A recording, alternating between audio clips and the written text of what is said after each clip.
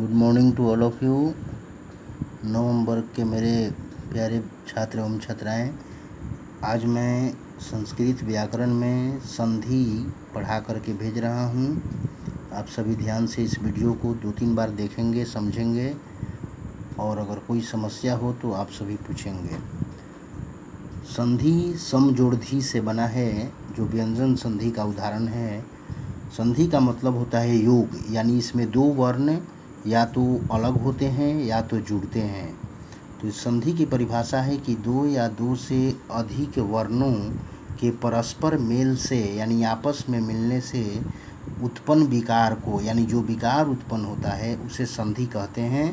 तथा विकार रहित, यानी जिसमें विकार उत्पन्न नहीं होता है, तो वैसे वर्णों के मेल को संयोग कहते हैं। यानी दो वर्णों के परस्पर मेल से उत्पन्न विकार जो होता है उसे संधि कहते हैं। तथा विकार रहित, यानी जिसमें विकार उत्पन्न नहीं हो, किसी तरह का बदलाव नहीं आए, तो ऐसे मेल को हम संयोग कहते हैं। जैसे गण जोड़ी सह गणेशः, ये संधि का उदाहरण है, क्योंकि इसमें देख रहे हैं कि न यानी अ, यानी प्लस के जब भी संधि होती है तो प्लस के पहले वाले वर्ण और प्लस के जस्ट बाद वाले वर्ण में संधि होती है। तो न में का अ और इधर प्लस के जस्ट आफ्टर दीर्घई, अ दीर्घई से मिलकर के नया वर्ण ए बनाया है, तो इसमें परिवर्तन हुआ है, तो ये संधि का उदाहरण है। और दूसरा नीचे हम लोग देख रहे हैं कि अहम जोड़ एकदा, अहम जोड़ एकदा से बना है अहम एकदा। इसमें कोई परिवर्तन नहीं हुआ है, क्योंकि म हलंत और ए मिलने से में ही बनता है, इसमें में ही बना है, कोई परिवर्तन नहीं हुआ है, इसलिए अहम जोड़ एकदा ये संयोग का उदाहरण है।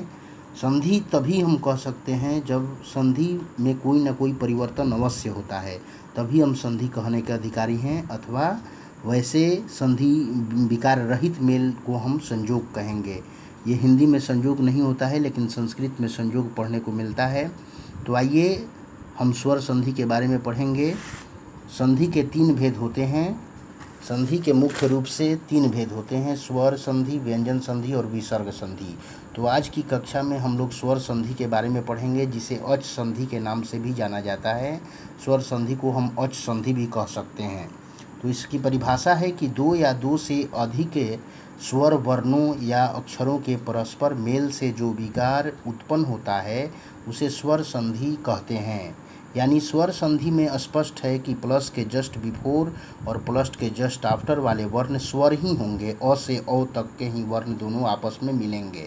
जैसे इसमें हिम जोड़ आलय मिलकर के हिमालय बना है, इसमें म में अ, म में का अ और आलय में का आ, ये दो परस्पर आपस में निकटतम वर्ण ही जो होते हैं, प्लस के पहले और प्लस के बाद वाले वर्ण आपस में मिलते हैं, टकराते हैं, और दोनों के मिलने से एक नया विकार उत्पन्न होता है, नया वर्ण बनता है।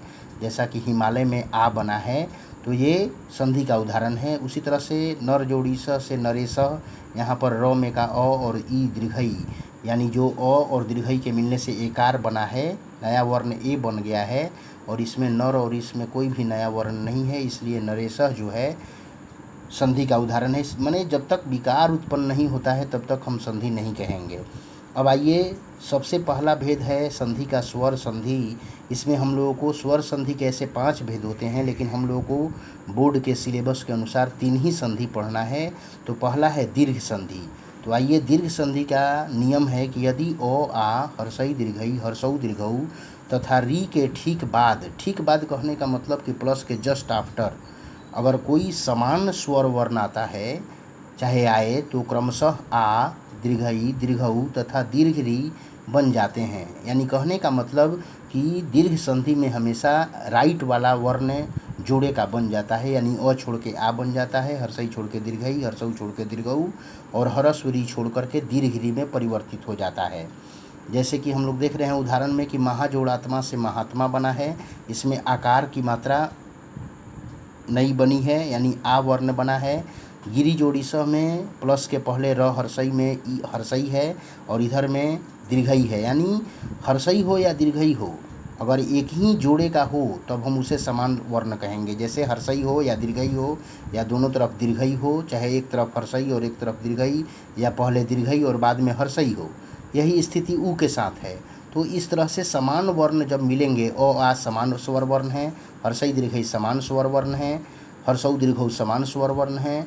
यानी कहने का मतलब कि ह्रस्व हो या दीर्घ हो, अगर एक ही जोड़े का दोनों तरफ प्लस के पहले और प्लस के बाद वर्ण आते हैं तो ये समान स्वर वर्ण कहलाते हैं। तो अ आ हर्षई दीर्घई हर्षौ दीर्घौ तथा री के ठीक बाद अगर कोई समान स्वर वर्ण प्लस के बाद भी आते हैं तो अ आ के मिलने से आ, हर्षई दीर्घई के मिलने से दीर्घई, हर्षौ दीर्घौ के मिलने से दीर्घौ तथा ह्रस्व री एवं दीर्घ री के मिलने से दीर्घ री बन जाते हैं। जैसे महाजोड़ात्मा महात्मा, इसमें आ बना है, गिरि जोड़ी सह गिरिसह में यहाँ पर दीर्घई की मात्रा बनी हुई है, यानी नया वर्ण दीर्घई बना हुआ है, ब्रैकेट में लिखा हुआ है। भानु में हर्षौ और उदय में का हर्षौ, हर्षौ जोड़ हर्षौ मिल करके यहाँ पर दुर्घौ हो जाएगा, यानी भानुदय जब लिखाएगा तो दुर्घौ से लिखाएगा, और भानु माने सूर्य अलग लिखाएगा तो हर्षौ से लिखाएगा। यही हर्षौ जोड़ हर्षौ मिलने से परस्पर मेल से विकार उत्पन्न हो गया है, दीर्घौ बन गया है, भानुदय, भानु का उदय, सूर्य का उदय इत्यादि।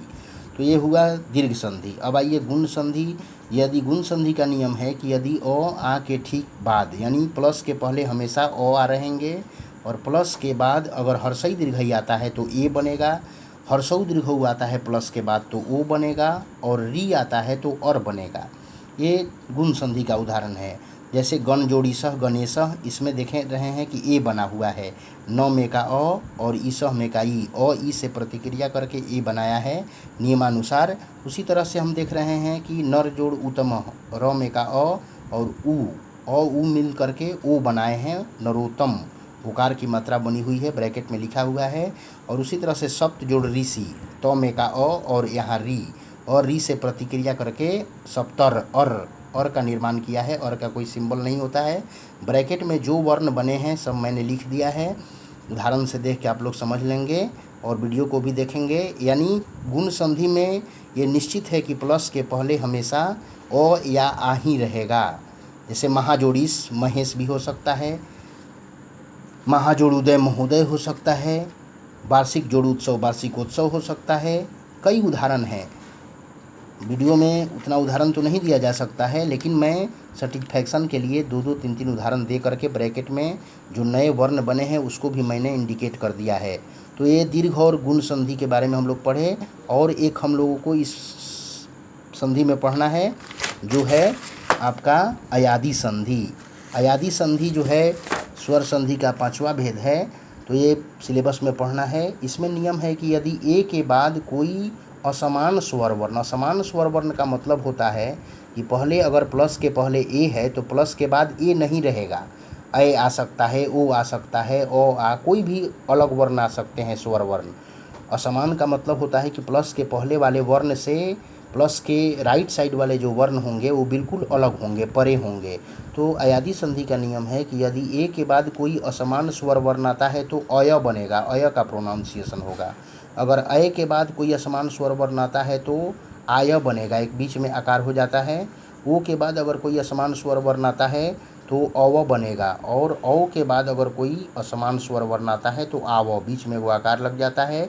यानी ए से अय से आय, ओ से अव और औ से आव बनते हैं। इसमें नए नए 4 तरह के उच्चारण वाले शब्द बन जाते हैं। जैसे ने जोड़ अनम नयनम आँख, इसमें अय बना है, यहाँ पर एकार की मात्रा अ से प्रतिक्रिया करके असमान स्वर वर्ण, जैसा कि हम लोग देख रहे हैं उदाहरण में कि ने में का ए, नियमानुसार ए से असमान स्वर वर्ण अ मिला तो अय का निर्माण किया, नय अय।